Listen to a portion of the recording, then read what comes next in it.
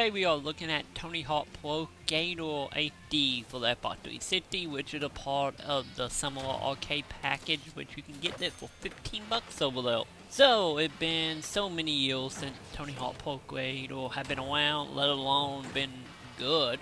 And here we are now with Activision doing a kinda HD collection slash remake happening here, or also just known as just picking some fan favorite levels and redesigning them in the Unreal Engine. So, how the actual gameplay have changed here?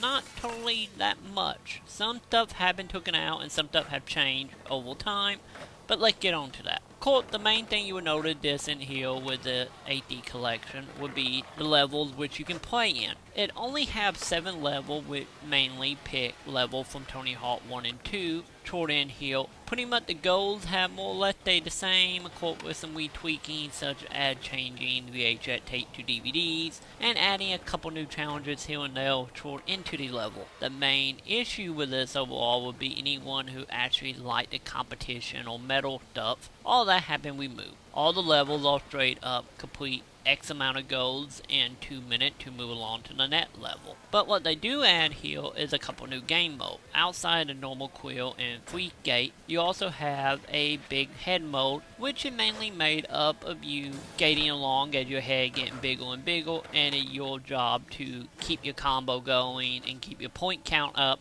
to keep your head down to a certain amount of time to give you more money. And the other game mode here is called Hawk mode, which is mainly made up of collecting coins in the level that require certain things such as grinding, manual, jumping, gapping, and so on, which will also reward you in money depending on how quickly you get through the level. And the money here is made up of mainly, of course, buying new decks for your Gator and updating your stat, might it be manually, height, landing, and so on. And that pretty much about it for the actual gameplay here. The only other thing that they have changed here is of course some of the Gators. You might see a couple that was in Tony Hawk 1 and 2, such as Bucky Lastic, Tony Hawk, Waddy Moreland, and so on. But they have introduced a couple new Gators also for the generation of Gators, and took away the ability to create a Gator, but in return added where you can play as your avatar. And the other thing that is note they have changed is of course some of the music. The soundtrack is mainly made up of about 50-50. You have songs from the original Tony Hawk 1 and 2, right along with some new tracks added in.